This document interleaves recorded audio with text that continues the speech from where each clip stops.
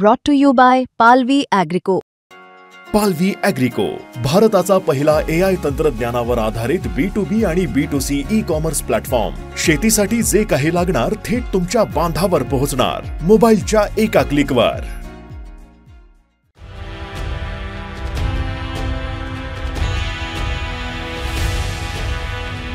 संतोष खांडेकर अधिकाऱ्यांचा.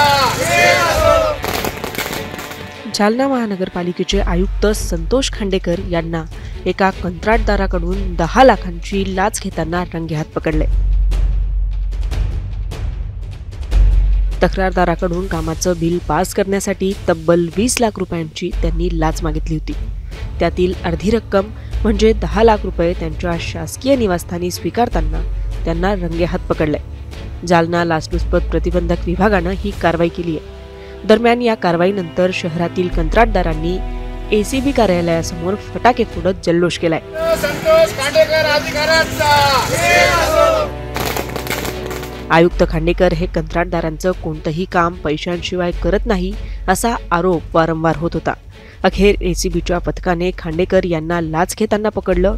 त्यानंतर ACBच्या या कारवाईचं कंत्राटदारांनी स्वागत करत फटाके फोडून जल्लोष साजरा केलाय.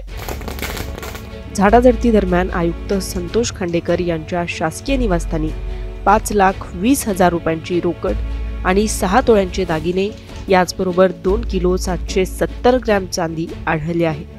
संतोष खांडेकर हे मूळचे सोलापूर जिल्ह्यातील सांगोल्याचे रहिवासी आहेत.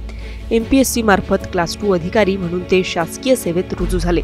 त्यांनी 6 वर्ष पोलीस उपनिरीक्षक म्हणून यवतमाळ, अमरावतीमध्ये काम पाहिलं. 2022 मध्ये त्यांची जालना नगरपालिकेचे मुख्य कार्यकारी अधिकारी म्हणून नियुक्ती करण्यात आली. पुढे 9 मे 2023 रोजी जालना नगरपालिकेचं महानगरपालिकेमध्ये रूपांतरण झालं.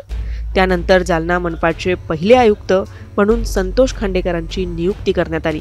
आता लाच घेतल्याप्रकरणी त्यांच्यावर नक्की काय कारवाई होईल हे पाहणं महत्त्वाचं असणार आहे. गौरव साळीसोबत मुंबई तक, ब्युरो रिपोर्ट, जालना.